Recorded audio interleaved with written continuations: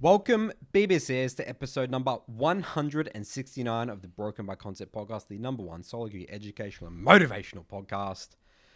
Theme of today's episode, Curtis, we always like to try and get a theme out of the episode. Today's one is going to be talking about the experience of playing League of Legends. Is it fun? Is it miserable? Why might it be the case? Why do some people view it this way? We're going to do some of our classic psychoanalysis. We love psychoanalyzing. Our incredibly unprofessional Psychoanalysis. Yeah, psychoanalysis. What do they call it? They call it Armchair. It's like pseudoscience. We're armchair analysts. Armchair analysts, yeah. Yeah. But what we do, though, Curtis, is we have a very good understanding of player behavior because, A, we play the game a shitload ourselves. And also, we review games all day long from every single rank, you know? For years. For years. I actually use that term so much. Like, do you use that? Like, what do you use it? I talk like player behavior, like the psychology of this person here, trying to get them to think like this person, or why. Like, you mean if we're talking about like a gameplay review, like why like a that gameplay review. Yeah, it's an interesting one. I just say things like, let's imagine for a second what it would be like for us to be in their shoes. I'll say things like that. Okay, that's what you say. Like if we were them, what would we do? How would we feel? I think I like to use the word player psychology because it makes me sound so smart. Dude. Right. It's like, this is the psychology of this player. This is why this person is like, checked out of the game here or something like that. I love using those words. Yeah. It's just so, it's because you see so much. And once you see like player behavior, because remember, League is such a human game, right? It's such a human aspect of it. People tilt. You can use that to your advantage, all that sort of stuff. The enemy team, not just your team, the enemy team as well. And yeah, like you see like these patterns that you can abuse or sequences that you sort of in your muscle memory. It's like, okay, this person's going to force this objective because the way that they've demonstrated playing this game, they've coin flipped the dragon at level 5. So now their psychology is like they're going to coin flip the dragon, the herald, at 8 minutes. So stuff like that. I think that's such an exciting part of the game. It is. And I from a Miz perspective, I would say the one that I refer to the most is we've seen this decision from that player. That indicates already what sort of player you're versing. So if you see a mid laner ditching 3 ways for a gank on bot side, you automatically know what sort of player you're versing. People don't just shift from like one style to the other. Like that's I'd say more for like really high ranks, but the general, they've just got, this is their idea of the game. This is how they play the game, and they're not going to switch modes. They're going to be stuck in that one mode. That's right. And especially if they're really, really aggressive as well, like shoving up with no wards, okay, we get it. We understand what sort of player we're versing, and you can, it helps to understand that in the game. It's like, okay, I get it. I'm up to, this guy is probably going to sit there under my tower. He's good mechanically. He's going to try and beat the shit out of me, but eventually he's probably going to die to a gank. How much do you reckon you'd say that if you were to put a ratio of talking about that stuff versus like the fundamentals of like mid and all that sort of stuff? I'm probably thinking for me, it's probably still like a 7, maybe 80 ratio. Then that stuff I like sprinkle on. Yeah, for me it's even less. Like for me, it's probably like 5%. Well, because a jungler, I think you are able to be more cerebral, I guess, in that sense, because you structured and logical. Well, but also you have more time to probably think about that sort of stuff. Like you're, as you're going between the camps and stuff, you have so much time to think about, okay, that's what that player might be thinking, or I know what that jungler might be feeling, or whatever. Whereas a mid laner, you're in the shit. You're in the trench a lot, so it's hard to kind of think about it too much. I would say because as a jungler, you're thinking about not just the opponent jungler, you're thinking about all the other 4 roles. Yeah, as well, exactly. Right? As a mid laner, you're just thinking really about maybe just the support. I think about like totally support and jungler. Yeah, support and jungler. But again, it depends. If the jungler doesn't come by mid, I can't really gauge them at all. But if they come through mid multiple times, then I kind of know. As support as well. Like if they don't come mid at all, I don't really know what sort of player they are. But for the mid laner, mid's interesting because I feel like you interact with the player so much, you kind of intuitively feel like what they're feeling. As your laning is going on. Like, I mean, this is not for everyone. This is again once you've developed enough muscle memory to not just be in the shit and having to think about like how to trade and where to click and what to do. Once you've acquired enough muscle memory to actually think big picture about the lane and what you're trying to do big picture, then you actually like it kind of comes out of nowhere. There's like this feeling of like, oh yeah, like I kind of know what this guy's trying to do. He's definitely not going to recall. This guy wants to kill me 100%. Yeah. And I just know exactly what he's feeling. I know he's going to go for that. There's a really, really interesting clip. Maybe I should have actually Oh yeah, maybe we can shorten Curtis clips if I can remember. All right. There was a really interesting clip. So someone in my Master Plus review this week, I think it was AJ or Central, brought through. He's like, look, I don't want to look at my gameplay this week. I'm pretty confident with like what I'm working on, but I want to learn from other players more. So he brought in a review. I think it was Scout or playing Azir, and there was a sequence which was fascinating where he was trying to cancel a base. He was walking up to a Zoe, and he knew the Zoe walked around the corner to base. And what was really interesting is that he walked up in a very straight line to indicate that he was just going to walk up and mindlessly cancel the base. And because he specifically showed the pattern of movement to walk like that, he gave the indicator to the Zoe that the Zoe should just be able to bubble. But then he knew exactly the point where she would throw the bubble, and then instantly, I paused it. He already moved before the bubble was even thrown, and we went into this whole discussion about how this is again how micro is an extension of anticipation and being in the mind of your opponent. He knew exactly what that Zoe was thinking in that particular moment. There was no reaction. There was no like fancy thought process. It's like he just knew what Zoe was going to do. He knew exactly what, like, he was 10 steps ahead. And he used his behavior to influence it by walking in a straight line. He like, yeah, yes, he like, used, I'm an idiot. I'm an idiot. I'm going to walk up and click in a straight line. I'm going to cancel your base. Yeah. And then because Zoe was like on the defense, instantly reacted to that. And then he just sidestepped it, baited out the bubble while simultaneously canceling the recall and just got himself into an incredibly good position. Yeah. You know, and that is the level. That's kind of like, you know, the level of where mid can get, you know, that's very, very sophisticated. See, that's the stuff that I love about League of Legends. There's such a human mind game element to it. I just love it. You know, and thinking about your opponent, getting in their head is my favorite thing. All right, so that's a good intro. Yeah. Segue goes and talking about player behavior. Yep. That's probably more like the micro stuff, like in-game stuff. I guess this post here that we're going to cover here is more about, you know, outside or your general league experience. So to kind of preface this, I saw this on Twitter. It was Bobkin. Bob, is that how you pronounce his name? Yeah. Bobkin? You know, he's actually the guy we referenced in the TikTok episode where he said something. Critiqued it. He was the one that gave the advice about new players just don't play the game. Yeah. That's like the best advice he would give. So he tweeted this saying kind of bring back, I think in his case, bring back SoloQ. Do you want to go ahead and read this one? All right. So yeah, this got 2.5 thousand upvotes, 1.1 thousand upvotes. This was on the main league subreddit. And the title of this one was League of Legends is such a lonely experience. And it says here, compared to other games, League is such a tragic experience. No meaningful interactions with your teammates, no banters, everybody's grinding full of sweats. And when they think something is wrong, just spam ping and soft int so that they don't get banned. Now it's not even possible to ping. Game is full of miscommunications. More soft ints. Winning doesn't feel good. It just makes you feel relieved that you met decent teammates. What are we missing that the other games have? And obviously there was a lot of response to this, and we will read the edit, his little extra. He edited it because he wanted to clarify some things. I'm not going against people who are trying their best in the game. That must be referring to the sweatiness he was talking about. Sweaty players just sweating to win League of Legends games. What I hate is this glorification of grind, this weird mindset where you're supposed to work your ass off in order to climb, that is so prevalent in the League of Legends community. You can get to higher ranks without grinding, and you can do that while having fun, but it's hard in League. I've never felt this lonely while playing other competitive games. So maybe Curtis is two parts. I feel like that's a whole separate. Yeah, this is open a can of worms. Yeah, honestly. his edit, that second edit's a can of worms. It is a right? can of worms. Now he's talking about tryhard. Okay, so let's do the first part. I want to tackle this in 3 parts. Okay, let's do 3 parts. We're going to do the first paragraph, then we're going to do the second paragraph. No, so we'll do the first paragraph, then we'll look at the comments. Okay. And then we'll go back to the kind of the edit, the second paragraph. Cool. I think that's a better way to go about it. All right, so let's revisit this. Okay. I guess it's going into the League of Legends is such a lonely experience. Okay, so it's let's start with no meaningful interactions with your teammates.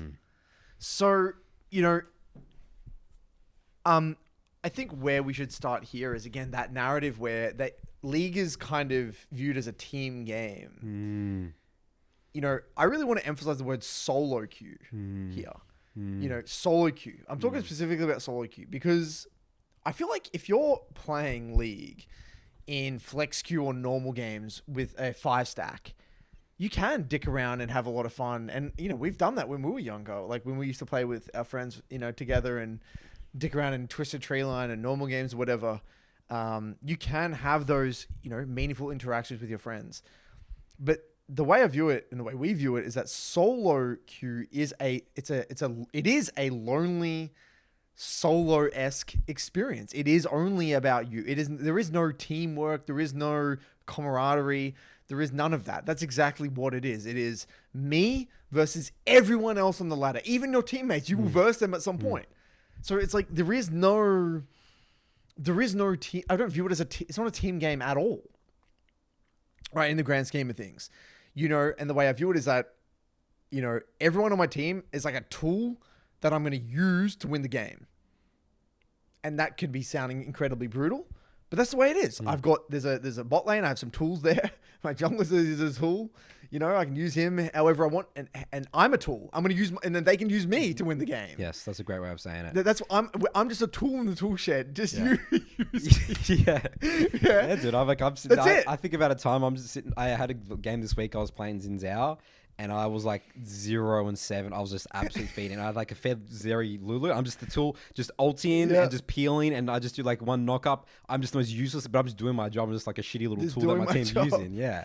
And that is the way you need to view League to have success. You got to first identify, well, what tool am I in the shed? What is my job? What can I actually do?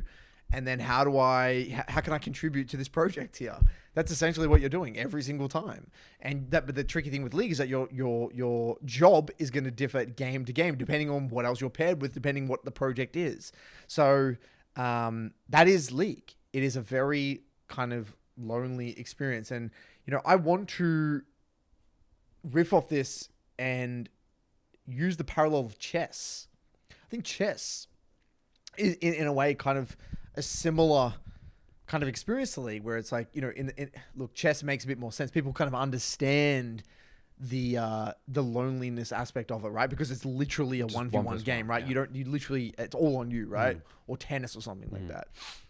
But that is the way you got to view League like that of a tennis or a playing the numbers, playing the long poker. game. Yeah, poker's the number. Playing the long game, playing percentages. Yes, like it's very mathematical, analytical. I mean, even like thinking about the win rate. You talk about we only need like just over 50% win rate to actually climb and improve. Yeah. You know, like and thinking about and making sure that you're not thinking this one game. Yeah, whatever. I have toxic trolls or whatever. People that don't want to participate. But in the long run, I'm going to have plenty of opportunities to really demonstrate my skill and have a lot of fun. And because there is no teamwork, that is the great equalizer, right? That is what makes it such a brutally competitive, I want to say beautifully competitive game. Great use of words. Right? Because there is no team aspect advantage, right?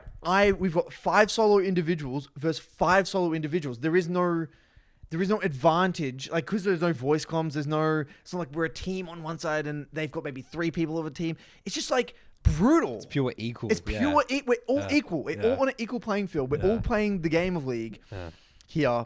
No one has advantages. It's just like you're sent in the arena and you got to figure out a way to win. And the best man wins. At the end of the day, if we all play hundreds of games, the best man wins. The rank 1 player is the king of the hill. They're the best player in SoloQ right now. Yep. That's it. You can't deny that. They've used the tools at their disposal to figure out a way to win the game the most amount of times. So I just think that, like, you got to get it out of your head that it is not a team. It is not a team game. It is not a team game. And that's, it's interesting, right? Because, you know, Worlds has come around, right?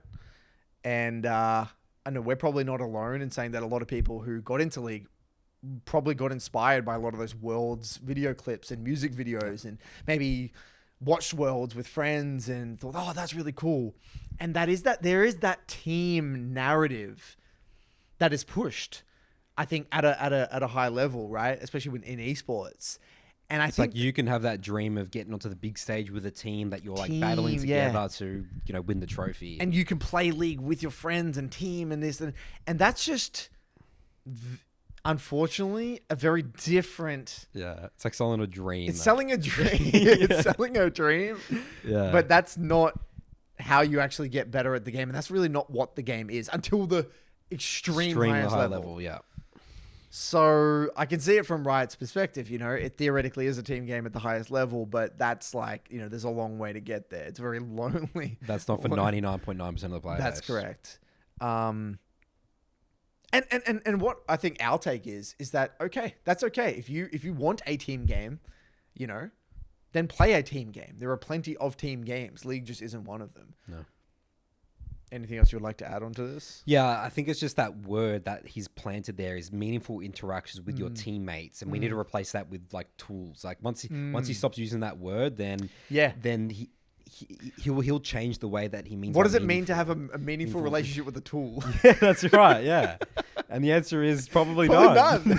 And it's like we have just like a mutual understanding that we both are here to win the game. I don't really give a fuck who you are. You don't care who I am. No, I'm here to win.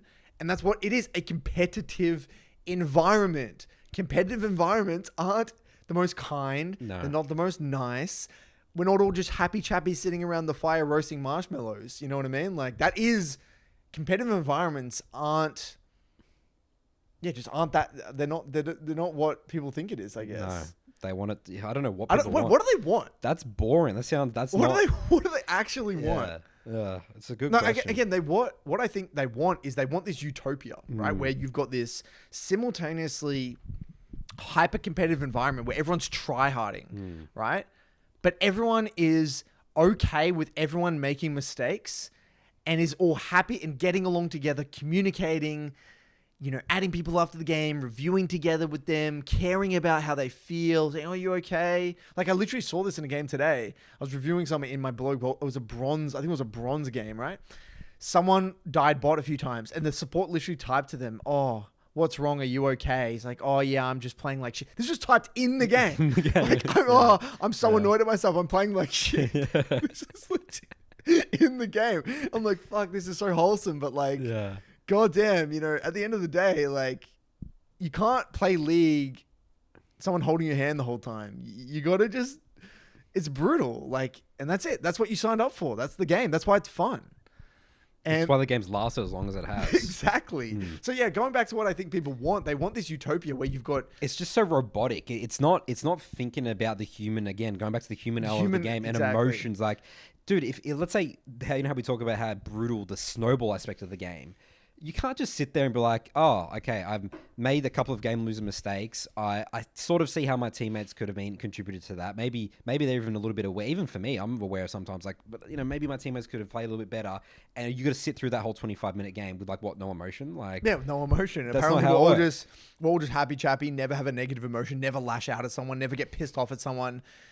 Even like the idea of not wanting to communicate someone can be misconstrued as being negative or a toxic teammate. That's bullshit. I want to be able to sit here and focus on my job and do my job. I don't want to have to worry about someone else's feelings. I don't want to have to worry about what someone else is going through. I've got my own shit I've got to go through. I just want to sit here and perform. That's why we love League. We are, I think, inherently, like, we love League because we are kind of introverted in that sense. Like, we don't want to... in a way, kind of work with other people. No. We do want to just sit there and do it ourselves. Yeah. Like, I think that's why we're personally kind of drawn and then have that big challenge of that whole ladder, dude. I just, the ladder, like just looking at like, I know the ladder is such a good job at putting me at my place and that gets me excited for the challenge of like, okay, I got to get better to climb this ladder. It's so, humbling when you lose a game because you're just like, I know that there is things I could be doing better. So much. And you just got to figure it out. Yeah. Right. So anyway, my point being here is that, people want that utopia. And I think you hit the nail on the head there, Nathan, where it's a complete, I guess, misunderstanding of human nature. Yep. And how humans fundamentally, we're emotional creatures. And to be, like, you can't have a hyper competitive environment with this happy chappy, hold hands, whatever teamwork bullshit narrative there is in League of Legends specifically. Okay. Then we've got after that, no banters. I mean... Bantering means like, it's like, I guess you kill someone, it's like, I got you there, buddy, or something like that. Or what's that? Like bantering between you and your opponent or something like that. I think that's sort of, is that what it means?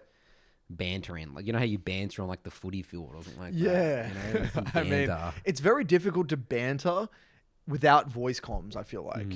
Like, you can kind of banter with voice. I feel like in Counter-Strike, I think there was a bit of bantering. But with typing, I think bantering is basically impossible because between the anonymity factor and the fact that you're not hearing that person's voice, there's no room for nuance. Like, you're interpreting the way that word is said in your own mind. You know, if someone says get shit on, right? Like, there's so many ways you could interpret that. You can view it in like an offhand, sarcastic comment, or you can view it as like, what the hell, this guy's just a toxic asshole. So there's no room for nuance in typing, especially with anonymity on the internet. So I think it's kind of, that's just the medium in which we're stuck in. Yeah. And that ties into the broader discussion about voice comms, in which, you know, we've already kind of covered why that's not. I mean, there's sometimes banter at the post-game lobby, but dude, I don't have time to banter. There's so much information I'm collecting. I got what's next? Like, there's chaos, dude. So much is in the going game, on. Yeah, I practically. can't banter in a game, dude. It's chaos. And then that goes into the next sentence. Everyone is grinding full of sweats. Yep. And when they think something is wrong, they just spam ping and soft int so that they don't get banned. I'm just going to call bullshit on the soft int. Like, I fucking hate that. You hate that word. I hate that word. I hate soft inting. You know what that is? Soft inting is a proxy for losing focus and not knowing what to do. That's what it is. When you die in League, right, the average player doesn't know what the fuck to do. If I'm weak, I'm getting pressured in lane, what do I do? Yep. You actually don't have many options. Sometimes you don't even have anything to do. Yeah. So the average player, without having in-depth understanding of the game, it's easily perceived from the outside that they're just purposely getting shit on and purposely running it down. And I think it's really just them not knowing what to do.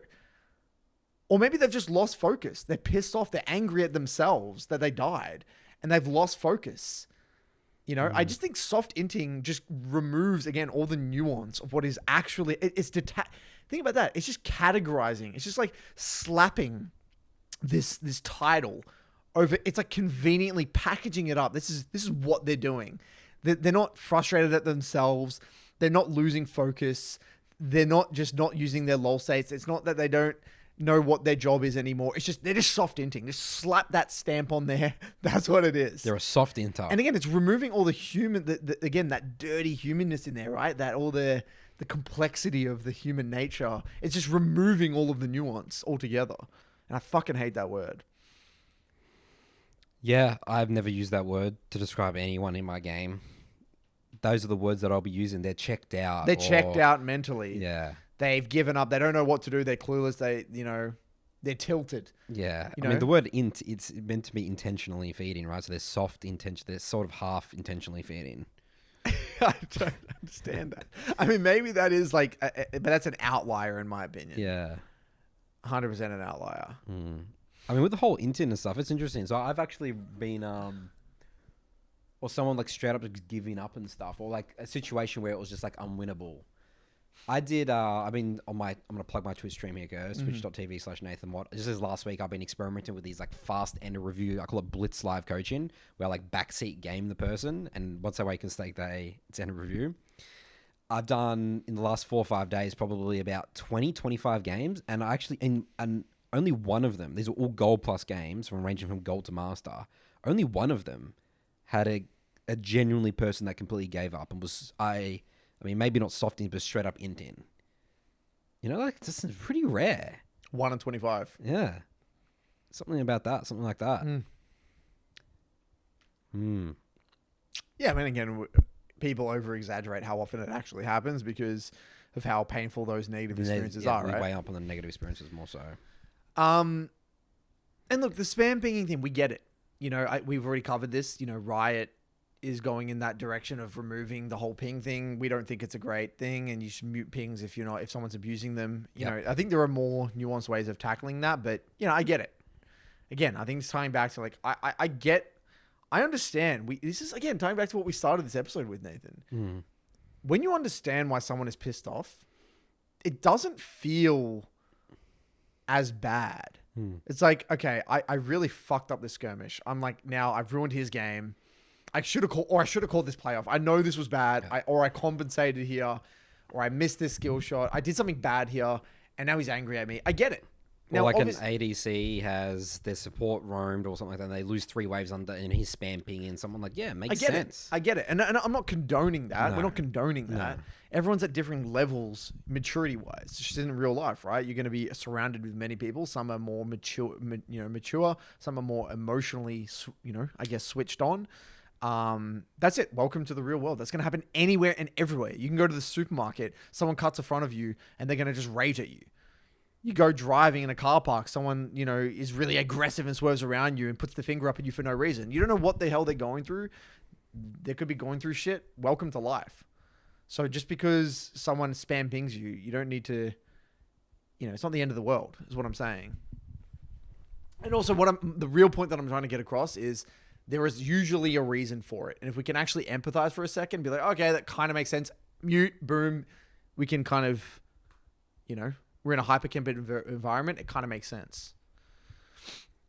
Now, it's not even possible to ping. Game is full of miscommunications, more soft ints. Winning doesn't feel good.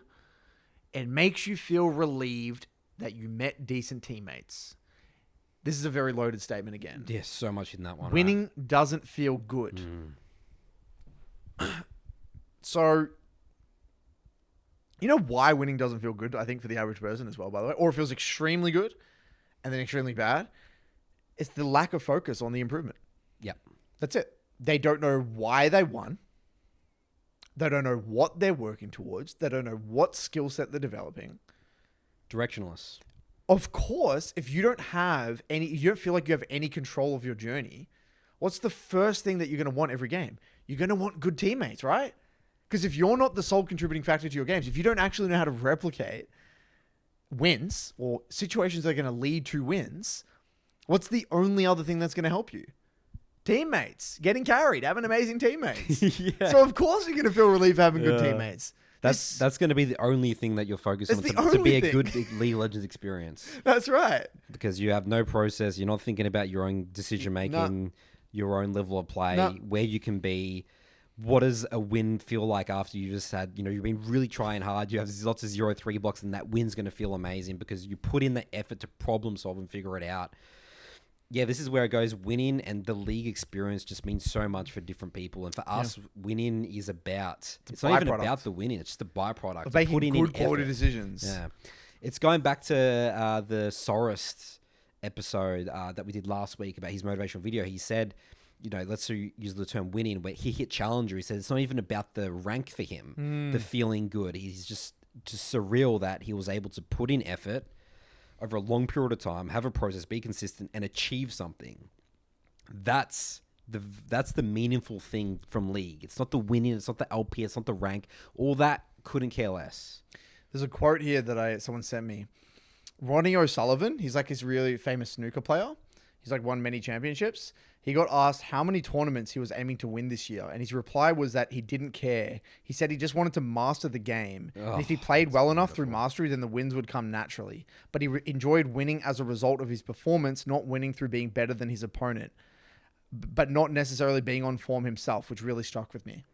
It just brings a tear to my eye, Curtis. That is a master. He's like a world champion for many, many years. Elites. This is how they think. That's how they think. Talk. That is when League... And again, this is where, again, it branches out from League. It's not about League anymore. This is about About craft. Any competitive environment. For you to feel truly satisfied leaving whatever it is that game is, you got to know that you tried your best. You got to know that you're actively building a specific skill set. You're actually understanding why you win, why you lose. And if you don't, then it's just a miserable experience. It's not fun. This is actually, the fascinating thing here. I actually feel like this as well. It's actually even the case when you're a spectator of a sport.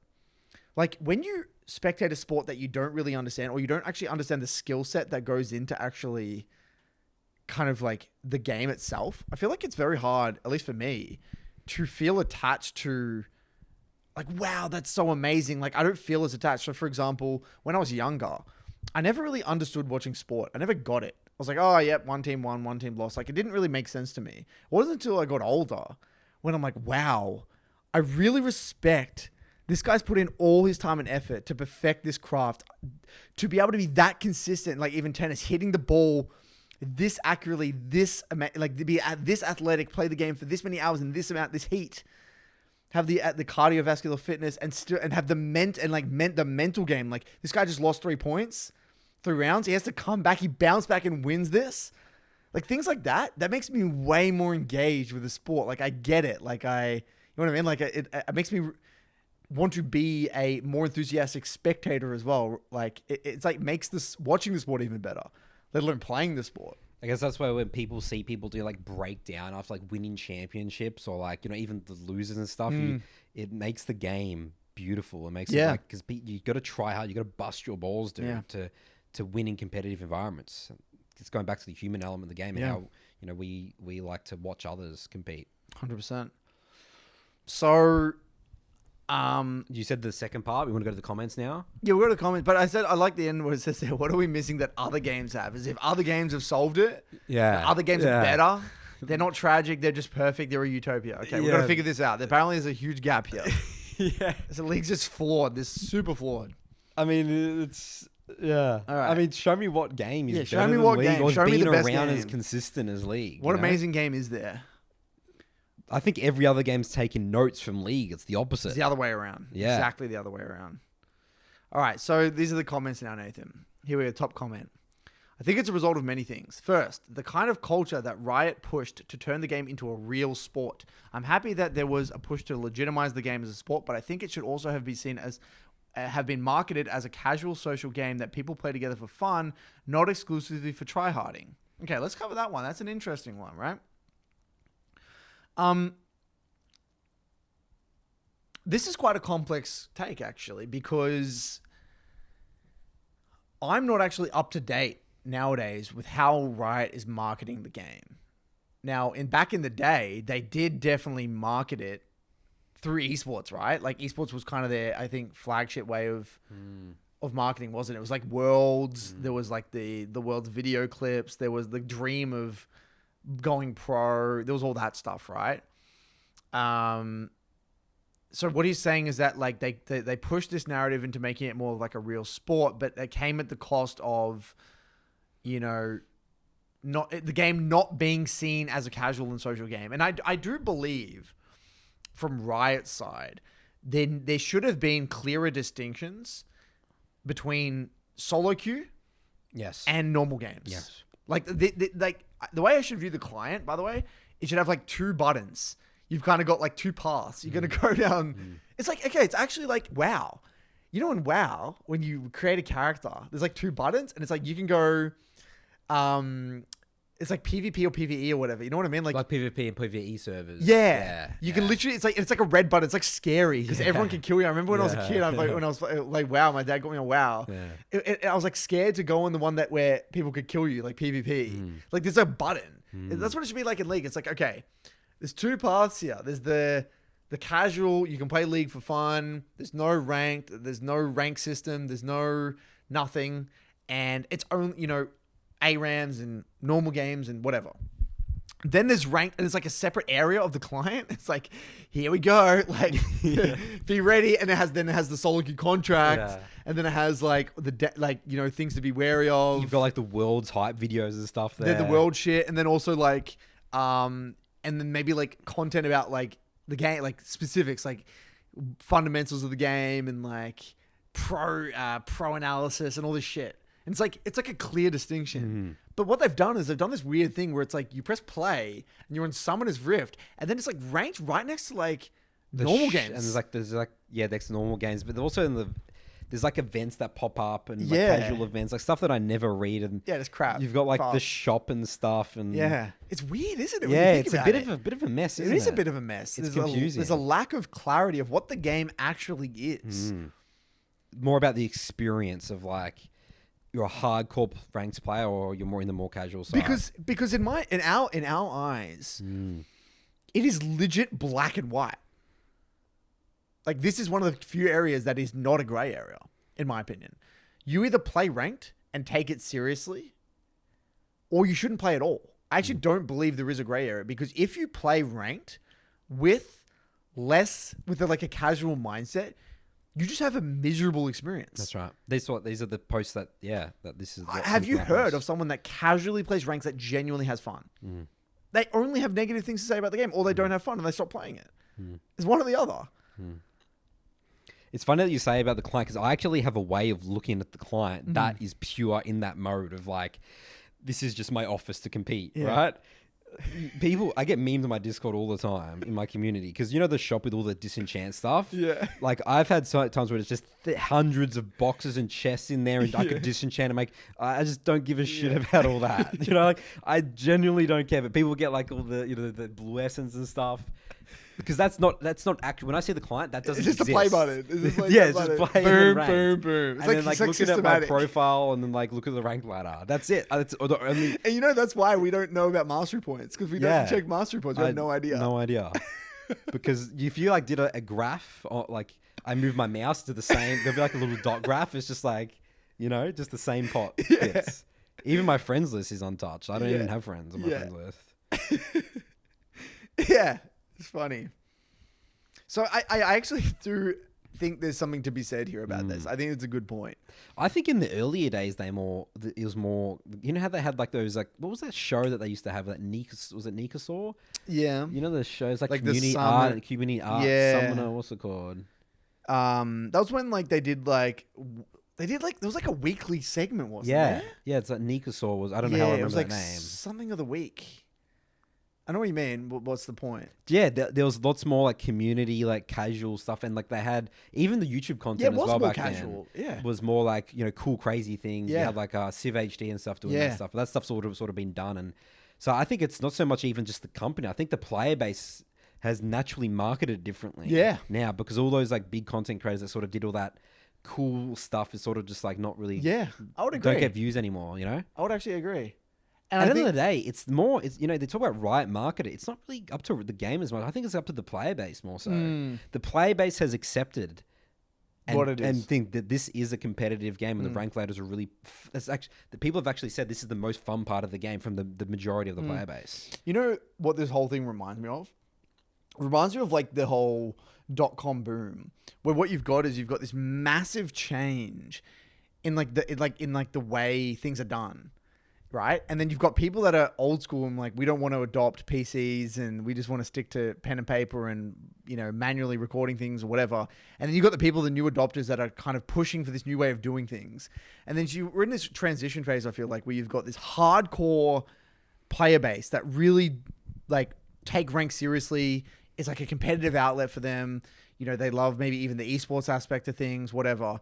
And then you've kind of got like the whole, you know, the casual player base that maybe, and that's why you actually see these comments all the time. Oh, League was great back in the day. That's, I think, what it's referring to. It's referring to this whole casual, you know, what League, used to be. League is a kind of like a casual when game. The player base wasn't as good and wasn't as sophisticated. No one knew what the hell now. they were doing. Yeah. Like even for us, we would just casually play League and have a blast. Yeah. But then once everyone realized what the game was actually about, we realized, holy shit, this is not a casual game at all. It's not about buying 5, you know, harder golds and running around the map and farming for 50 minutes and trying to get to 6 items. Or playing that comp that's like the pure wombo playing combo. Playing the wombo combo comp, or it's not about that at all. The game really is designed, and this was all foretold, by the way, from Jono yet again. Jonathan Brown, our performance director, from day dot, the first time he saw the game coming from the corporate world, 2017, he saw the game for one afternoon and said, this is a war game. Yeah. This is a game based on war. It is brutal. It is fast paced. You got literally concepts of war, fog of war, right? Terrain scaling, tempo. These are all concepts that he just immediately was like, boom, it's war. Economy, right? It's just, and this is what he saw from, and it is a fundamental, the way a MOBA is. It is a war game emulated based off war. That's what it really is. It's not like an MMO where you just have like this character that you there's as much time as you want to slowly build up, like, and you can do your daily quest whenever. You're right. The style of MOBA is not friendly. It's not friendly. Casual war games are not friendly. No. It's brutal. War and like the fundamental nature of war, it's like kind of brutal, right? So, you know what's fascinating? When I first met Jono, he actually got me to read a book called Ender's Game. And it's actually a sci-fi book, right? And I didn't really, I kind of understood why, but I didn't really fully get it, right? And now reflecting back on it makes a lot of sense. Essentially, the story of it, spoiler alert. So if you haven't read it and you want to read it, mute it now. Essentially, it's about a kid who, he was playing like a game, and he was like recruited. It was like a school or something, and basically it was like it was like a school that he got recruited into. And the way it worked is that he thought he was training to go to war, or training to like develop a skill set to eventually go to war or something like that.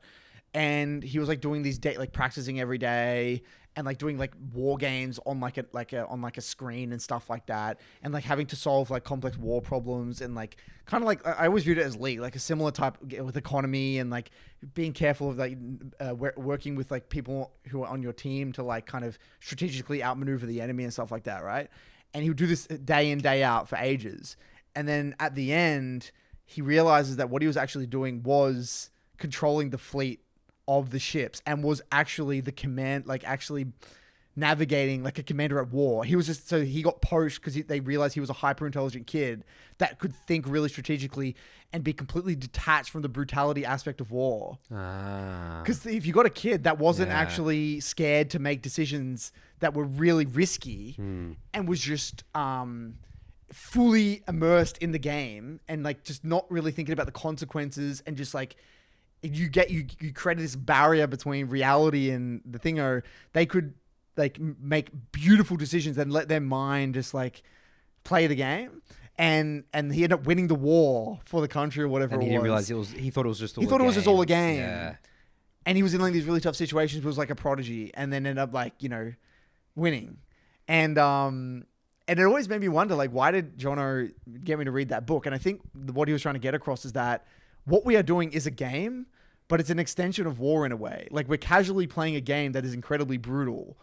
And, we're not aware, we weren't even really aware of how brutal the game actually really was. Yeah, we were very... And the concepts we're learning and everything that we're learning is like very advanced strategical stuff, and having to think in a particular way. But we're detached. We are that guy. We're just that guy. We're those people kind of casually playing a game, but developing a skill set that is applicable to the real world. Yeah. No one realizes, like, you're a challenger player. They think, I just spent thousands of hours in a game, but you've trained yourself to think a certain way. Yeah. Think about player psychology. And become a high quality individual through the game. Yeah. Which is kind of what happened in his case. Mm-hmm. And he had to train and have discipline and like do all this shit to like, and he thought he was just going to like kind of like a military type school or something, like a boarding school, but it actually was the military type thing. Fascinating. I think it was read it a while ago, but it was something like that. Yeah. So anyway, it was a bit of a tangent, but my point being is that, so tying it back to this, we're at a weird time. We're in a weird time. And it'll be interesting to see what Riot do. What are they going to do over the next 5 to 10 years? Are they going to double down on the competitive aspect, or are they going to double down on the casual aspect? I don't know. We don't really know. So moving on.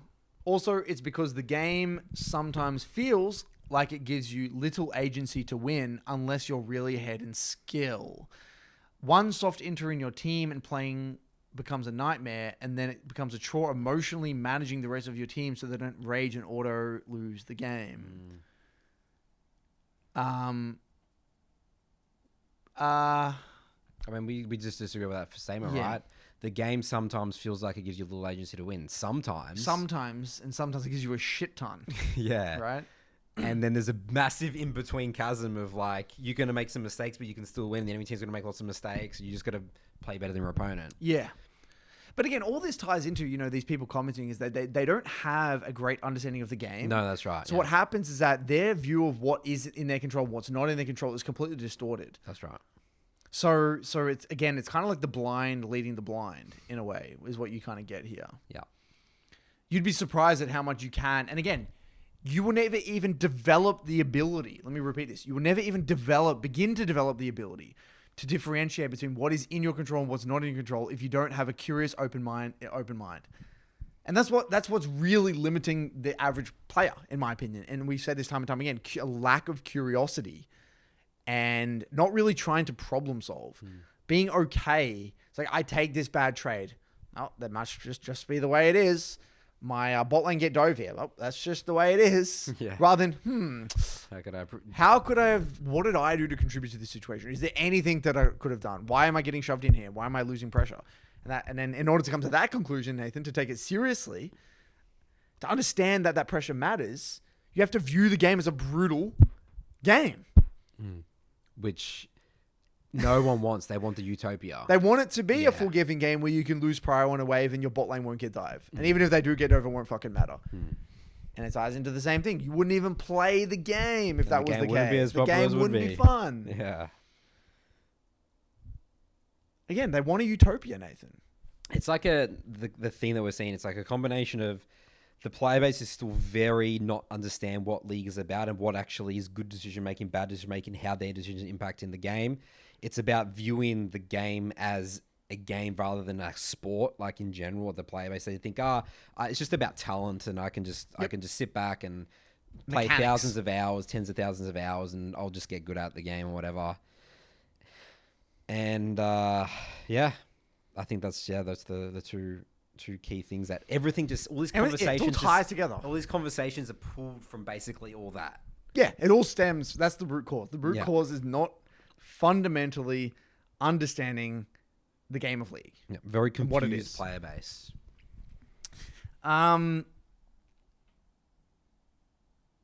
What is this? He says, then Rylak toxic streamers were toxic. Kids thought it was cool and implemented their idols and cycle continues. Yeah, we've covered that before. We've had a whole episode about that. Okay, so let's take a look at this one. This one's an interesting one. So the original poster, is that what OP stands for? Yeah, that's right. So the original poster doesn't want to play Norms because they might get a silver Garen who's trying to practice in their team, quoting from one of their comments, but also complains about others trying their best and sweating in SoloQ to climb. So you don't want to get mashed up with newbies who are playing for fun, but also dislike sweats who are grinding in SoloQ. Make it make sense. Not to be a Riot bootlicker, but in my opinion, there's nothing wrong with the game, lol. If you play casual modes and you don't luck into having stacked premates in your lobby, you actually get a lot of chatting, so I don't know. It really seems to me that a lot of these recent complaints are coming mainly from people who just are burned out from League and can't move on. Wow, what a great take. Personally, I got into League just as COVID hit, and I'm having a lot of fun still and met a lot of cool people on ARAMs or through League adjacent Discord servers. Look how unpopular this... Only 74 upvotes. And the other one had 1.2 thousand. And the post in general has 2.5 and 1.1 thousand commenters. So this is not a very popular shared opinion here by people, you know, and that's it. That's the majority of people just want to complain about the game. I love that. And I love this take here where it says, coming from people that are burned out on League and can't move on. That's right. They can't say no to playing the game. No, because the game's so fucking good. The game's so good. And there is probably that competitive aspect in them that they just can't accept or something like that. They're still like hooked. Okay, I'm going to go roast mode here, right? All right, here we go. For a second. I'm excited. I'm going to also... I'm going to piss some people off here. Let's do it, guys. So I've done some real deep dive thinking at the moment about... in my below goal program, and I'm going to caveat by saying this is not everyone. I do believe there are people like this, but not everyone. There are people that don't choose an MLS approved champion. Okay, so I have my MLS approved champion list, and it's a list of like whatever it is, 12 champs, whatever. Yeah, the champs you recommend to learn the game through. Yes, these are the champs I recommend to learn the game through, and I make content on these champions. We have sophisticated guides for these champions. I coach these champions. Everything, right? What I've realized, and is my current hypothesis that I need to test, is that I think people who don't choose these MLS approved champions are in a way fear of failure, and it is a defense mechanism. So if you don't choose an MLS approved champion, you're giving yourself permission to fail. It's like the psychology of, if this is all laid out there for me, if I do play one of these champs and I fail, that means I'm a failure. That's right. I can't learn. I'm incapable. Yeah, it's like taking the plunge. Exactly. And the reason I'm raising that is I think it's directly parallel to these people making these posts. Is that it's easier to complain about all this stuff than actually try at something and fail. I feel like a lot of this stuff is just people that they're terrified of actually taking something seriously. Like they're terrified of committing themselves to a craft or committing themselves to the game, and scared of like trying and failing. I really feel like a lot of the underlying psychology here is a fear of failure, defense mechanisms relating to not really wanting to give their best because if they don't really know how to improve, some sort of fixed mindset, extension of a fixed mindset. And that's how I feel. I do think there are genuine people that are misguided, and then maybe they love a champion and they don't want to play it. They don't want to play it an MLS approved champion. And that's okay. I do believe those people exist, and I do believe people were misled in their journey in League, and they genuinely want to play a casual version of League. But why do they play ranked? Why play ranked? Like if you don't like the competitive aspects of the game and you want it to be casual, just play normal games. Like that's where, in my opinion, the logic breaks down. If you just love the champ for the sake of loving the champ, and you want to get better at that one champion, or you want to even just you don't like the competitive aspect of the game, just play normal games. You could spam your champ in norms. You could just play normal games and flex you with your friends and play ARAMs. Why do you have to go on the main Reddit here and make this post? And so again, this is what I'm saying. I reckon this is fueled by that fear of failure. That's my take. And I think a lot of people in League have that. They don't know how to improve at the game. So instead of facing that and really trying to get into the details, let's just complain about some bullshit. Teammates, meta, Riot. I think they actually might have an idea about how to improve it. What's the oil device that everyone says? Play like 3 blocks, or play all, not even just 3 blocks, just play, a champion, you focus on the fundamentals. That everyone's heard the advice. I think it again goes into people are scared of what happens if they do it and they still fail. Know what to do, but they're scared if they do it and they fail, then what? Yeah, then what does that mean for them? What does that mean for them? Yeah. That's a huge aspect. Again, going back to the player behavior and psychology aspect, it's like the ranked anxiety. People to click the queue up button is really hard for them because again, that's them demonstrated on the Rift. That's their years of the game or the level of experience, right there is going to be, on display, and it's very scared. It's anxiety there.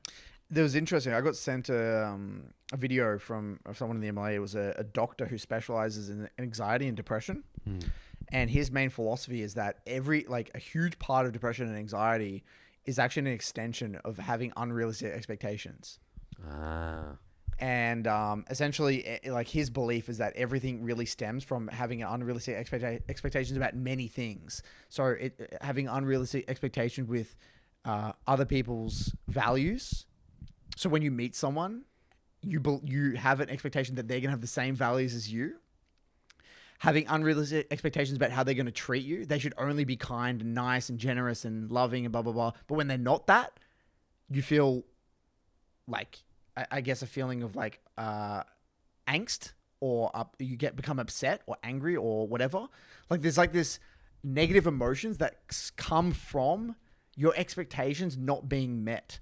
And the reason this guy sent it to me is like all of your work in the BBC and the MLA kind of confirmed that he's like hearing it from a different source. We always talk about the SoloQ contract, and the main reason the SoloQ contract is so effective is because it manages expectations. You will get bad teammates. You won't always get your role. You're going to be the sole reason you lose your team the game. You're going to die first blood. You're going to get ganked. You're going to get camped. You're going to get roamed on. All this shit, right? It's managing expectations. Why does that work so effective? Why is it so effective for people? Why does that reduce ranked anxiety? Why does that help people play the game? Because now your expectations are, you're actually seeing reality. That is the reality. You're actually calling bullshit on your unrealistic expectations. So in real life, it's the same thing. Whether it's the way people treat you, unrealistic expectations, the way people treat you, unrealistic expectations of society, unrealistic expectations about the way the school system should work, about the way the job market should work, about the way the dating market should work. Everything is just an unrealistic expectations. And that makes a lot of sense. It makes a lot of sense to me. And I'm not a fucking doctor, and this guy is a doctor actually. So we have evidence for proof. And so that's his philosophy. And so he actually has the things like 15, he calls it like the 15 types of unreal or unmet expectations or unrealistic expectations that people have. And he has like a list of them essentially. Maybe we should do an episode on that and try and apply it to League. Yeah. I'll send it to you after and we can take a look at it. But I found that really, kind of makes sense. And I think that that anxiety, ranked anxiety, is just one that, a specific case of having the SoloQ experience, what they think it's going to be like and what it is, that gap, that chasm in there is where the anxiety comes from. And unrealistic expectations of their skill level. That's right? another one. Of Boom, themselves. right there. That actually is one of them. An unrealistic expectation of themselves. Yes. That actually is one of them. Beautiful. I think that's the one. Yeah. That's what he said in the thing. He said, and people think that they have an unrealistic expectation of themselves to be this perfect individual, to not feel sad, to only be productive all the time, to do all this stuff. And when they have anything that's not that, they feel depressed or they feel anxious or whatever. Because again, expectations. I wonder if we can go down the opposite route. Because remember when we started going to the gym, Curtis, our mantra was, we're the weakest man on planet Earth, right? We're just like, we didn't even, we had zero expectations. We didn't care if we couldn't lift the bar and stuff like that, right? Initially, which made the gym not scary in a way. It made it fun. The complete opposite. Yeah. That was like part of our toolkit. Yeah, for sure. Especially for me. Yeah. I had no expectation. That's weakest man on planet Earth. Weakest man on planet Earth. That's what David Goggins it kind of removes the nerves in a way. Yeah. Because you're just having a crack and you're just going to lift some shitty little weight. Everyone's going to look at you and stuff. It's like, there we go. This is my way. And you're just looking to improve that.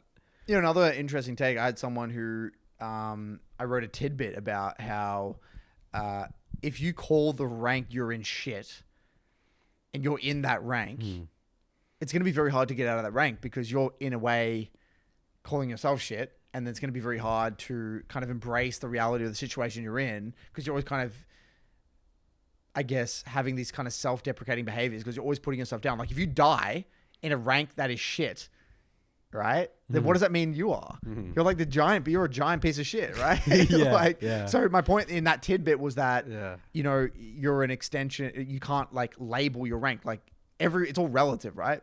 Then someone messaged me and said, I actually, in a way, had an opposite opinion of that tidbit. He said, for me, that was useful. When I said that, when I said to myself that, oh yeah, Master Chief was actually shit, instead of that being a negative experience for him, it was positive because he was able to see all the negatives, how poor all these people on his team and on the enemy team were performing. He's like, well, all I got to do is be better than these people. These people are making so many mistakes. If I'm just less shit than these guys, then I'm just going to climb. So he viewed it in a positive. He flipped that narrative. So embracing that, yes, it's all not the highest level of play, but if I can just be slightly less shit, I climb. So he used that in an interesting way as well, right? Yeah. Very interesting. Expectations. Yeah, all expectations, man. Did you want to go through the edit of his thing? Yep. We'll just wrap this up. I think we've already talked a lot about it. So he says, I'm not going against people who are trying their best in the game. What I hate is this glorification of grind, this weird mindset where you're supposed to work your ass off in order to climb. That is so prevalent in the League of Legends community. Let's just stop there. Yeah. This weird mindset where you're supposed to work your ass off. And again, what's the underlying belief there? That you shouldn't need to grind your ass off. It should all just be cool, calm, kick back, feet on the keyboard, drink a beer, and you should be climbing. Remember someone legit wrote into us about Wild Rift, how everyone was getting LP, even if you lost or something. You remember that? He said it ruined the game. He literally moved to League because of that. Yeah. Yep, there you go. It's been, to go back to his line. What are we missing that other games have? No games are trying to... No game has this, man. Every game's trying to take notes from League. The game's been around for so long, and been so successful. I'm sorry to hear that you're feeling lonely, but maybe it's a sign that you don't want to play a competitive game. Yeah. Or if you view it like this, maybe there's a sign where you can change your view of the game and it can be fun for you. Yeah. If you commit to having a process, doing all the things that we talk about on this podcast, starting to work your ass off and have a rewarding. Maybe his expectation is apparently that you don't need to do that to climb, whatever. That's how it should be. I think League would be the most miserable fucking game. Imagine if you didn't try. Imagine if you were just casually sitting there on a Wednesday afternoon, playing with your feet up, mindlessly playing ranked SoloQ by yourself with no comms. No, it's terrible. That is like dystopian level. Like that's like 1984 fucking terror.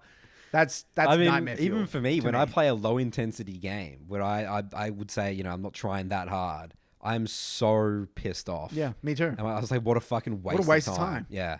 That's when I'm the most angry. Yes, that's when I'm the most angry. When I lose and I play out of my mind, like It's whatever. yeah, I'm like Sometimes I'm feel excited for good. the next block. Yeah, Yeah. sometimes I feel good as well. I was like, fuck, that's some good Yeah. League of Legends, man. I almost won that game. Oh, if I made one more decision, busting my balls. When you leave a game knowing that you didn't do your best, it is terrible. A terrible feeling. Yeah. Because it is a waste of time. You don't learn anything. League is not a fun game if you don't try. Yes. Like if you're not developing a skill in League, if you're not actually getting better, I feel like it's just a giant. It's just like as good as it's just like mental masturbation. It's just useless In the rank system. in the rank system. If you, But again, if you're and again, this is the last thing we'll say here about is if gaming was a casual relaxation exercise for you, like an activity, sorry.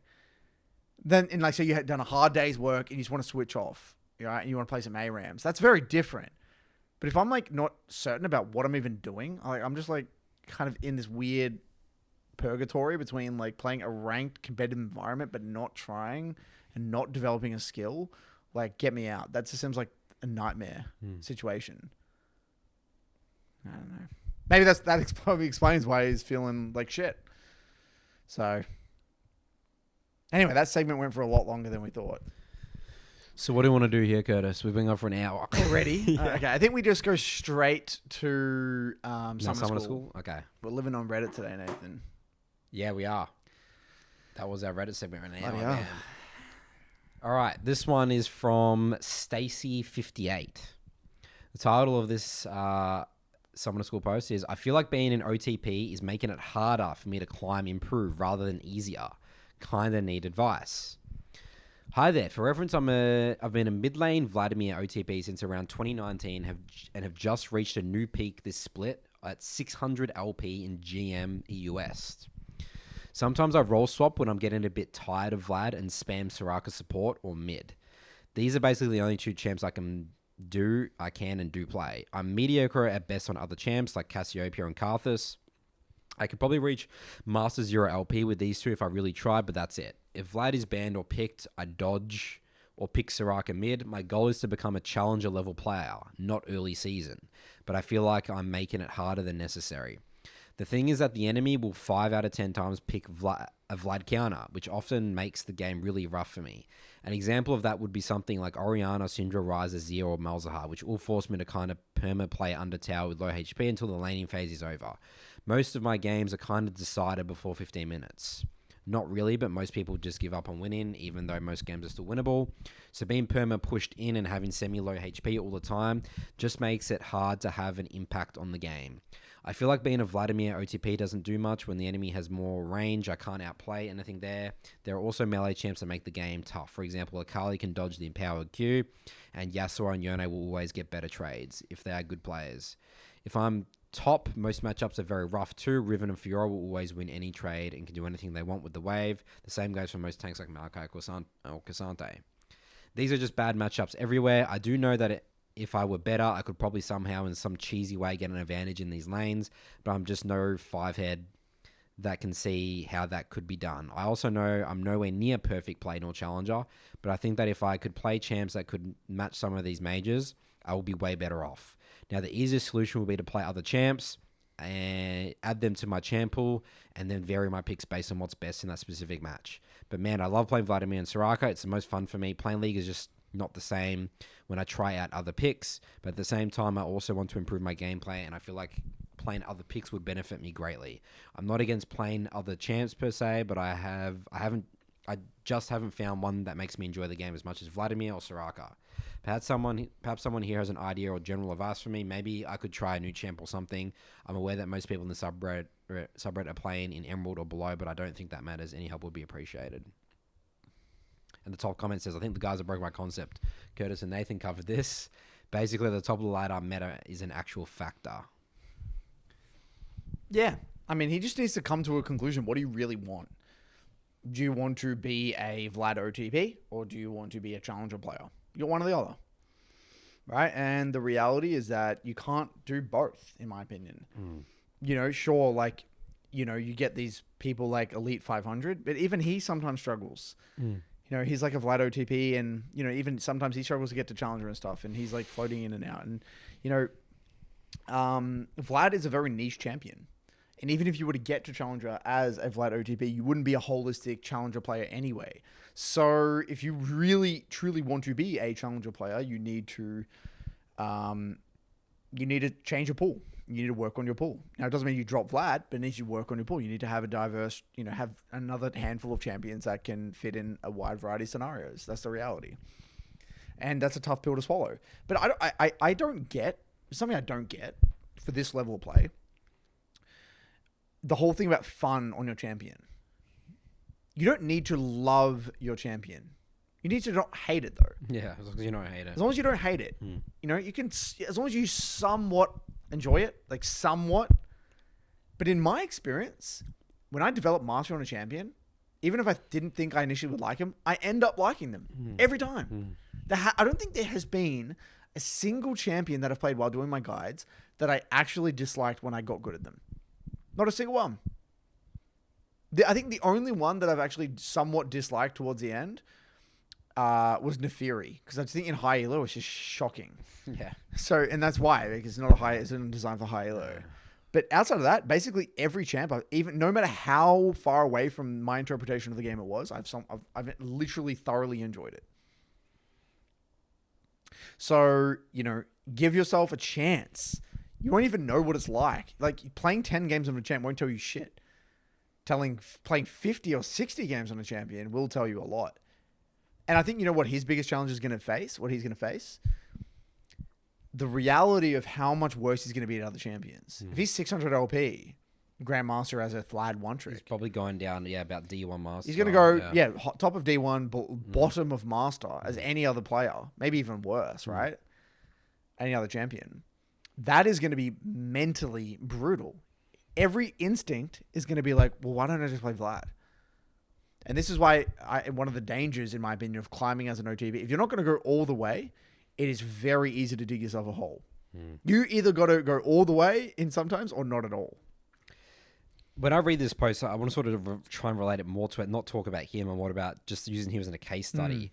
This is a player that has milked the experience of being a one-trick. He's milked, he's juiced it. He's gone all the way to 600 LP, GME. Like, that's basically as, high as most one-tricks, are going to be going, right? I mean, obviously you can get higher and stuff, but it sometimes depends on meta and how strong your champ is and all that sort of stuff, right? But the great thing, though, viewed as a positive, though, you've milked it, but now your baseline skill level is still really high, right? So, like, again, his baseline skill level, his game understanding, again, is like high Diamond diamond. Master, which a lot of people that play this, a lot of people watching this will be like, they would love that. That's awesome. That's huge, right? So I think that's actually a good example again of, where one tricking is just actually really valuable. Yeah, it depends which way you want to view it. Yeah. That's how I did it. That's me. That's my journey. I will say, though, I will bounce back on this because in my experience, coaching players who become one tricks and get to high elo have the worst mentals. Interesting. Yeah, I think there's definitely going to be probably because there's a lot of narratives. So many narratives they got to break down because they've viewed the game through such a narrow lens for such a long time. I mean, that's me. I struggled with that. You got fucked because of it. I had to learn how to gank properly. You had to learn the game again from scratch. Yeah, from scratch. Yeah, it was brutal. So I don't know. I'm on the fence about it. People, it's why I actually went back with Alois in my interview with him. He was a big advocate of OTPing, and I think OTPing is not an amazing way to climb. I don't. And I don't think it develops I don't think it's a great way to climb, just flat out. I don't. I think 2 or 3, and even 2 makes a lot of difference. Yeah, 2. Yeah, just one extra champion makes a massive difference because you're viewing the game from different. You're viewing the game from different lenses. Yeah, people think you like 2, like maybe a one trick, but no, that's actually, we've actually never talked about on the podcast. Adding just one extra champion is massive. Massive. Ginormous. If someone climbs, there's a if you see a 1K, let's say you see a 1K LP Katarina OTP, only Katarina. There is a very, very, very big difference between a player that only played Katarina to 1K and one that played Katarina and Kiana. Light years difference, in my opinion, in terms of just the quality of the player, how they would view the game holistically. So, that's the way I would see that situation. So I'm just not an advocate of going this deep. And like I said, I feel like if you've gone this far, in my opinion, you got to just send it. You got to commit a lot of the time. But look, at the end of the day, he's stuck between a rock and a hard place. That's what I'm saying. I would not envy his situation. Yeah, this is a hard problem. It's a hard situation. I've had Matt in my program. He got to, I think it was like High Master or Low Grandmaster as a Diana OTP. He just completely fucking shit the bed mentally, like exploded, right? Yeah. He's like, I can't, shit champion, whatever, just losing the plot with like the champ's identity, overcomplicating the game and everything, right?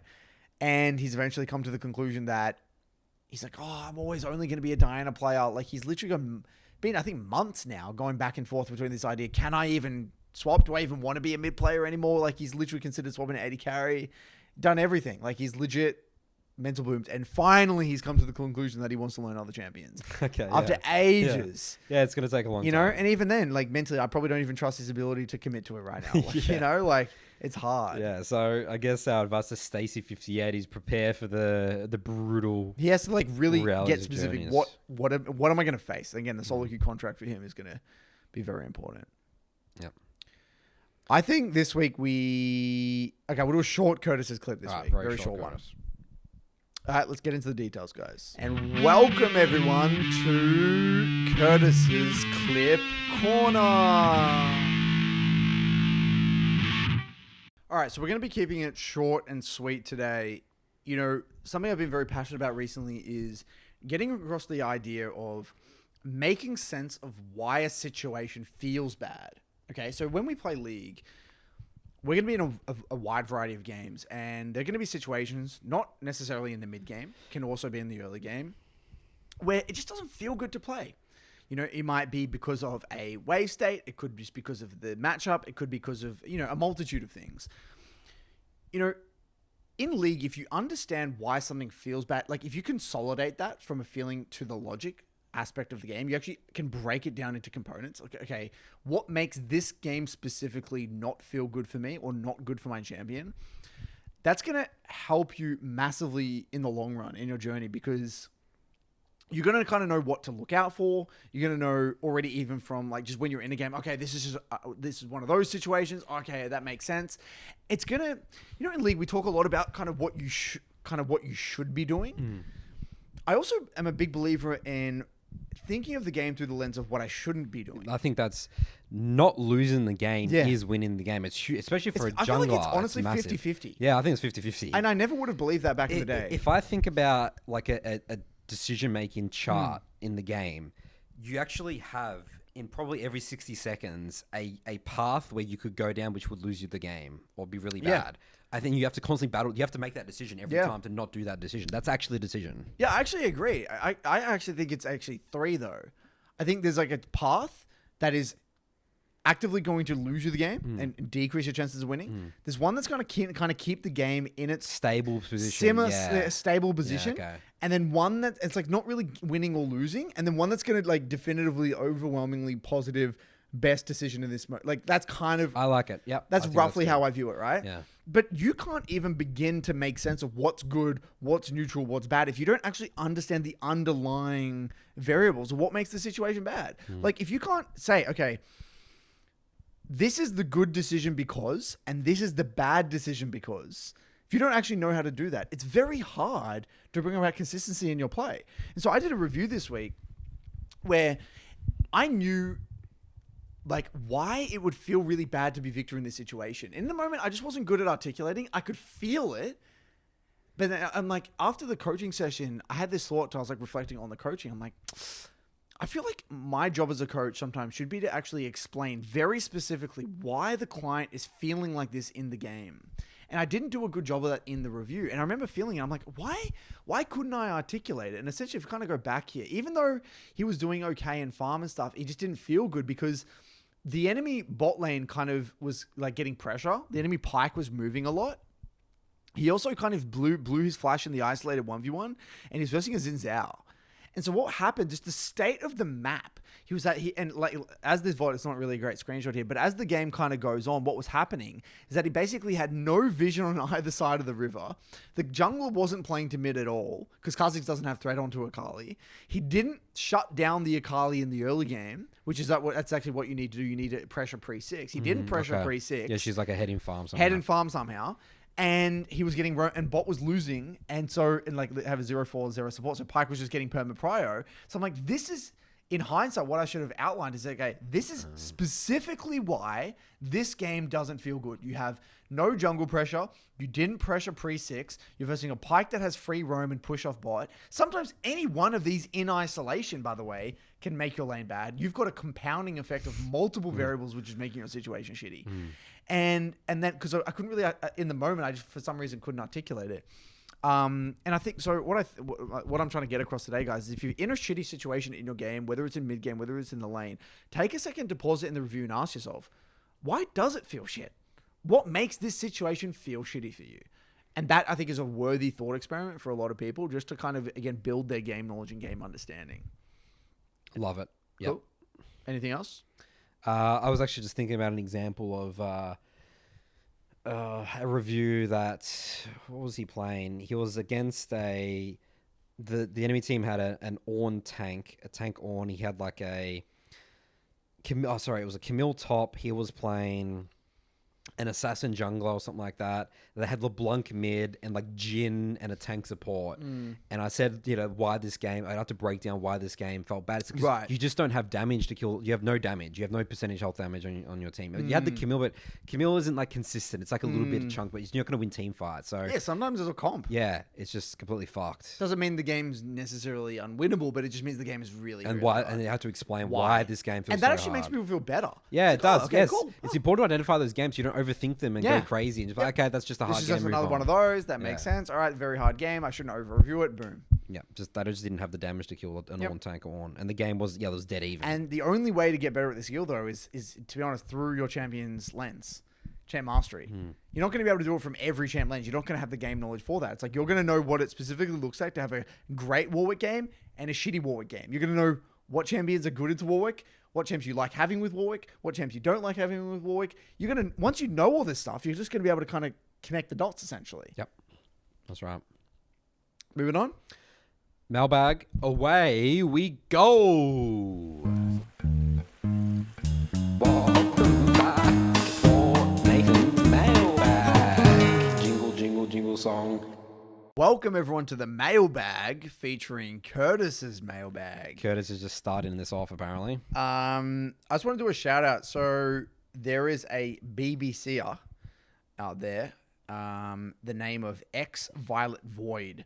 And she does BBC podcast summarizes. That's so cool. Summaries.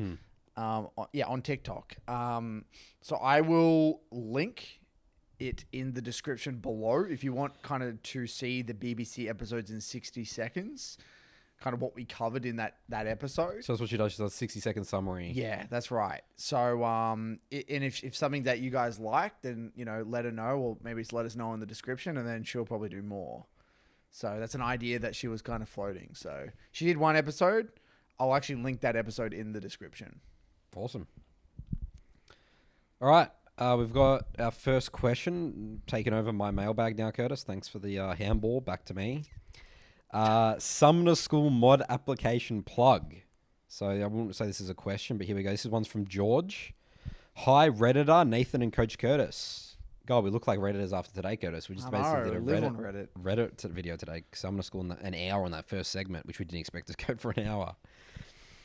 I am one of the senior mods from Summoner School, and I wonder if you two could plug our moderator applications again. Well, here it is. We plan to post them by the end of this week, October 7th, and we are still a bit short-staffed. We saw a big surge in applicants after your plug on BBC last time and have some listeners on the team now. We really need mods for the EU time zones and would appreciate your help in this. On another note, to put a bookend on the 1,000 game gold Akshan case study, we had to permanently ban the user. It's unfortunate, but they kept creating alternate Reddit accounts or just complained about their teammates and never heeded any advice from our users or you guys. They were also banned from our Discord. It took some detective work to ban all the users' alternate accounts, but our community helped us out a bit by figuring out it was the same person via OPGG links. I guess some players don't really want to help to improve at the game. Wow. So that was our video. I think it's got like 80,000 views at this point. The gold case study That's it, dude. When you look at their behavior, the way they talk about the game, some people it cannot be helped, unfortunately. It's a bit sad, really. It is sad. But, I mean, you could sort of see that coming from a mile away, honestly. That was an extreme case study. Yep, and that's the thing. Low quality, behavior leads to low quality results. That's just it. The world works the way it works. You can't really cheat the system, unfortunately. So, yeah, I think it's a great job. I think that user is a problem. I call them like problem client. Problem clients, yeah, in the SoloQ, and I get them. We have some problem clients sometimes. Yeah, I've had to ban people from SoloQ. You have as well, right? And these are the type of people that they just don't get it. They're so ingrained in the game. They play for such a long time. That, it's going to take they're really willing shift. And I do have some members that have. I've actually seen this in my academy program. Some people have turned a 180. Yeah, I thought that was like this. This is another problem client, and then they're just sitting on the 3 blocks and champ master. They start getting over time. Like, wow, I've had a couple hit gold recently. All right, next one here. Should I cheat on my OTP? This is from Chris. We've got more OTP questions here for today, because that's another theme of the episode for today. Hi guys, big fan of the show and all your content. I have a question for you about whether I should stick with my OTP champ or switch it up. Some context and history. I've been a very casual, on and off league player since 2017, maybe 150 games max per year, mostly jungle or support, rarely playing ranked. This past May, I decided to take league seriously, have a real go at the game, and join SoloQ. No serious gaming background before this. My goal right now is just to reach silver, and thought this seemed like a reasonable first goal. I've been an OTP Kane with 395 games on him in 2023, mostly hovering B bronze 4 and hit in high bronze 2 3 times, only to fall back down shortly after. The last time was really demotivating, going 1 and 10 and back down to 20, back to bronze 4. I've played a handful of games since this latest loss streak, and I feel like I've lost my curiosity with the game. Don't know what I'm looking for in my replays beyond just reviewing deaths. I still enjoy playing Kane, but I feel like I'm just going through the motions, not playing with intensity or confidence. Should I try a new champ to try and regain my curiosity and excitement around the game, or should I stick with Kane and try to refocus on my gameplay? I recognize that I will likely run into the same point I'm at now later on with a new champ, but I also hear you guys sometimes talk about champ cycling and keeping it fresh with the game. If I change champs even temporarily, I feel like my time on Kane would have been wasted because I'm still hard stuck, low bronze, and seemingly not going anywhere. You're the jungler, Nathan. I am the jungler. Well, Chris, I don't think I've seen you in review sessions, if you're in the SoloQ. So that's the first thing that might get you a little bit more open-minded about some mistakes. Is Kane an approved champ? Yeah, Kane's an approved champ, yeah. Why is it approved champ? Yeah, I've been iffy on Kane. I was literally going to say, that sounds like a nightmare to learn the game through. Yeah, like red Kane, blue Kane, yeah, you sort of want to I was going to stick with, say, just play red Kane, but I think there's games that you sort of just have to play. It's a Nathan, sticky what are one. You doing? I know. Nathan, it's a very popular champ. You think it just doesn't make sense for clear identity and stuff.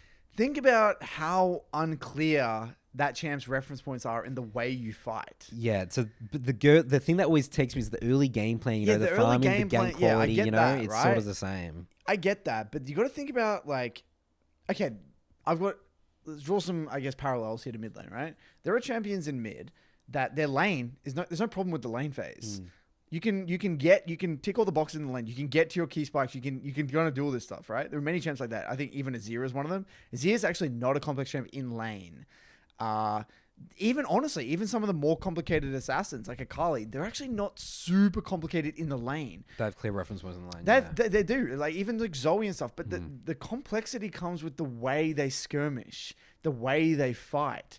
That's what makes Azir so hard. Yeah, very difficult. Because it's like with Azir, it's like, do I go in with my art? Do I not go in? How do I know? There's too many variables that you need to process in order to know how to fight properly. Kane, in my mind, seems like one of those champs. You can get fed. You can farm. You can get your 3 spikes. Then you go to a fight, and then there's just too many options. How do you know who to go on? Like when to find your angle using the terrain scaling? Who do you knock up? Who do you R? Do you go in, out? It just seems like a nightmare. How do you teach that? I would get overwhelmed teaching skirmishing with Kane. I mean, that's just my 2 cents. Yeah, I've been so close to pulling the plug. The problem is I've had gotten some success with some Kane people, though, so Yeah, I mean, hard, I'm gonna man. reflect again. Really reflect on I'm that. on the edge of that one, but Seems like a nightmare. yeah, my recommendation, Chris, is I think keeping it fresh with another champ. 100. I think it's no brainer. Yeah, 100%. Just drop Get it. some curiosity. Okay, there's a narrative that you need to address, is that it's not wasted time. No. All of that time that you've put into playing Kane there is stuff there that you've learned that will apply to any other champ, and then also you've learned so many interactions with other champions. So I promise you that is not wasted time. There's things that you've learned. You've developed muscle memory towards the game, and later on you can come back and pick up that champion. Like if you love Kane, that's great. Maybe climb to gold first, or climb to like P4, and then you can reintroduce it back into your pool. That's what I would personally recommend. And then also, I think here, just this is a side topic, but I think an important discussion to have, Nathan. You got to remember, I have my particular definition of complexity. I said this on another podcast, but I'll reiterate it. There are 3 factors that make or dictate a champion's complexity. The first one is mechanical. How hard are they combo-wise, mechanically to execute? Number 2, reference points. How clear are their reference points in the way they like what do they want to get done? And the third one is how well do they teach the fundamentals? And how well do they reward good fundamentals, or do they not? Right? Because some champs kind of bypass fundamentals and shit, which makes it a bit complicated, like a mini game. Think of the Kane through those 3 lenses. Right? That's that's my advice to you. Does it tick those 3? But which ones does it tick? What does make it simple versus complex? And then obviously there's degrees in each of those kind of categories. Yeah. So that's what you're going to have a think about. Yeah, Kane, I've been procrastinating on Kane to make the actual content. Right. I do go through that with all the other champs. Yeah. And I know I'm going to hit struggles, which is like, Kane's a bit of a shit show in my academy at the moment. So just based on that as well, because I just haven't really got into the details yet of that. Yeah, I definitely recommend picking up any of the academy champs. Yeah. I mean, champs like Udi, we've had so much success on. Even Wukong after the nerfs as well. Like, it's just such beautiful, clear combos. So high early impact. game plan, super high impact. You can always provide impact. Yeah. Evelyn. Evelyn, by the way, I tell people in the MLS to ban Evelyn. Wow. Evelyn is, I think, just messed up. Yeah. That champ is broken by concept. Yeah. Like, I just think that, just from a mid laner's perspective, that champion in low elo, if you know how to just gank, no, you can skip gank fundamentals. Are you talking about pre-6? Post-6. Post-6, yeah. I mean, you can skip like, it. holy moly, that just slow champ them. is like, I feel like it's so hard for people to understand, because again, this is my take on Evelyn. Evelyn is not counted by laners. It's counted by junglers. And in low elo, junglers do not know how to shut you down. No. So you're always going to get a free levels 1 to 6 no matter what, if you're like remotely competent, right?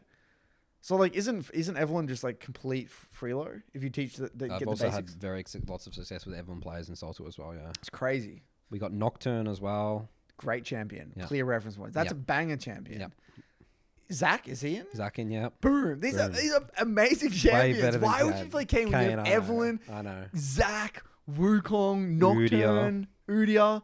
Like champs that have such clear ease of execution reference points. They tick every box. Teach you the game as well. Yeah, and we've had major success with Zach. Makes sense. Yeah, you're right. All right. We'll revisit that one, Curtis. You've opened up. I've been in denial for so long, dude, honestly. I think this was the conversation because it's such a popular, people love the champ. It's such a popular champ. Again, I have so many excuses. I have that. You know what that champ is for me? It's Ari. And I said, piss off. Good. Okay. I removed it. It's the most popular mid champ, and I don't have it. Yeah. Because it just is not good for learning the game. Yeah. That's where I'm at. Okay, good. I'm happy that there's one for that. And again, you know why? The reference points. Same thing. You can get to that point in the mid game. You get to that point in your skirmishes, and they rock up to a skirmish. How do I know what to do? Yeah. How do I hit a good charm? Do I dive? Do I peel? When do I go in? How do I use my R properly? Who do I go in? Do I kill front line? Do I kill back line? Yeah. What do I do? You know, it's just too much complexity and reference points in the way you fight. All right.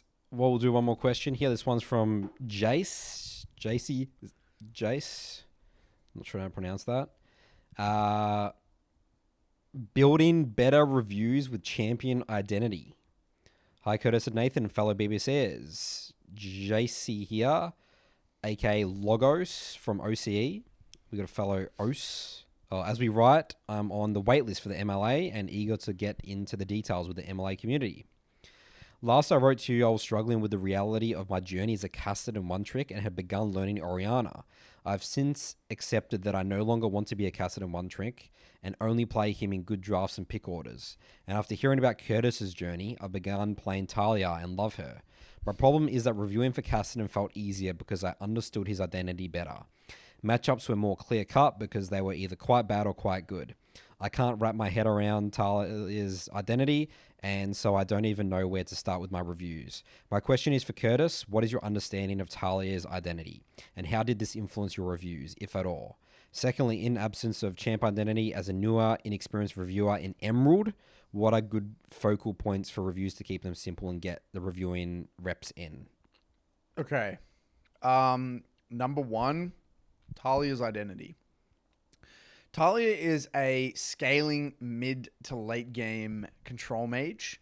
You are anti-dive, really good anti-dive. So Taliyah is really good into dash-oriented champions, like kind of those like low-range dash-oriented champions, like incredibly good. So if you see like those champs where you have those comps where Rek'Sai and then if I say Taliyah, I'm already, it's like she's just crossing me a hard game. Yeah. Taliyah's complexity. Okay, we'll start with the first bit, then we'll get into that. So, first reference point with Taliyah is that you really want to go back for an early tier base. If I'm going to get specific, typically what you would do is you would start Dorans. You would kind of trade a lot of your mana. You typically want to. I like to play Taliyah quite conservative, hold the wave in a relatively neutral state, or even. I don't really like shoving. Some Taliyahs like to shove. I personally don't. I like to hold the wave relatively neutral, sometimes even slightly on my side. Burn a bunch of mana because you're going to have to CS anyway because you're very weak in the early game. Go back for a tier. TP back. Farm your ass off to level 7. Try and save up all the way for a Lost Chapter. Get to level 7 Lost Chapter. That's your first major spike. So then by then you should have your tier. A successful early game looks like you haven't died, haven't burned your flash, got good resets, got your Lost Chapter level 7 tier, and you're all good. If you can get to that, you've done the first like mini game. Then at that point, typically what you want to do is you want to basically complement your jungler, hover your jungler wherever they are, or winning side, and establish vision and just shove and hover, shove and hover, shove and hover, clear waves, shove and hover, shove and hover. Now at that point, it depends on the composition that you're in. It depends on the situation. Sometimes you're going to be complementing a secondary win con. You just keep hovering, fishing for dives. Sometimes you don't have winning sides and you're just going to have to scale into mid to late game. That's also completely viable. Sometimes you have a fed jungler and you can complement them on invades, whatever. One of the other things with Taliyah, and this is where her complexity comes into, is the way you fight. So you can use R to kind of get to fights first, create a man advantage. And sometimes you can use your R to block off neutral objectives and secure the neutral objectives. Sometimes you can actually just play front to back. Sometimes you just want to sit and peel your AD carry in general. My feedback, though, is you need to be thinking through the lens of, in mid-game, how do I create a man advantage with my R? Your champion doesn't have a damage ability with your R. So if you're thinking in terms of, I can just rock up here and, play front to back, you can, but that's a dangerous line of thought. I prefer that you think in terms of, okay, I have this insane terrain scaling ability coming in from the side and catching people off guard. And because your wave clear is so good, you're typically going to be shoving and hovering. There'll be so many times in mid game where you can just hover mid. They just don't expect you at all. You're coming out from fog. Your R level 11 has a really big range and you can start just fishing for man advantage fights. Man advantage is a really good mindset to have in mid game. Yeah, because that's interesting because Taliyah doesn't actually have a combat R. That's so right. You're technically weaker than a lot of other mid. So you have to use that. You have to figure out a way. Creative, That's like the same thing with Rise, TF, Galio, things like that. You got to really think in terms of man advantage. That's like the mantra. I like that. And so you got to get creative there. So that's one thing. But then one really thing that massively helped me, if you're versing dive, you're versing things like Nocturne, Zac, Vex, whatever, play front to back, press your E on the ground as the team fights are going to happen, sit on your AD carry, and then they can't win the fight, essentially. So you can't auto win the fights. But they're my major reference points. You spike hard, though, on 2 items. You're a hardcore 2-item spiking champion. Typically, my favorite build path is like, Liandry's or Ludens into Archangels most of the time. And that's basically the key reference points. In terms of the second question, what are some baseline things to review? Deaths always, first 2 deaths are great. Any, key pivotal moments that left you feeling confused in terms of like, should I go here or should I do that? Should I do this or should I do that? Like these key moments that left you just feeling a bit confused or lost. And the framework that I'd recommend is the micro-macro framework. The micro-macro framework requires you to zoom in, look at your ability usage, look at your target selection, look at all that stuff. Then go back 30 seconds and zoom out. What am I here? What's my win condition? Does this even make sense in the grand scheme of the game? So try that technique for those 2 or 3 pivotal moments. And if you feel as though you're having inconsistent early game, you're not even getting to your Lost Chapter level 7 without dying, take a look at, I guess, your matchup understanding and just champ interactions and trading. But that's like, again, baseline stuff. So hopefully that gives you a bit to think about. That's basically it. Jesus, this is an essay, Curtis. Bloody, you got a Taliyah guide right there. Clip that. Post on Curtis' YouTube channel. Taliyah guide. This is the episode title. Taliyah guide. Yeah, BBC episode 169. Yeah. Learn Taliyah. We'll get like 10 views. On the BBC. All right. 10 views. That's it for today's episode, everyone. Good work. Let's keep on improving, and we'll see you next week.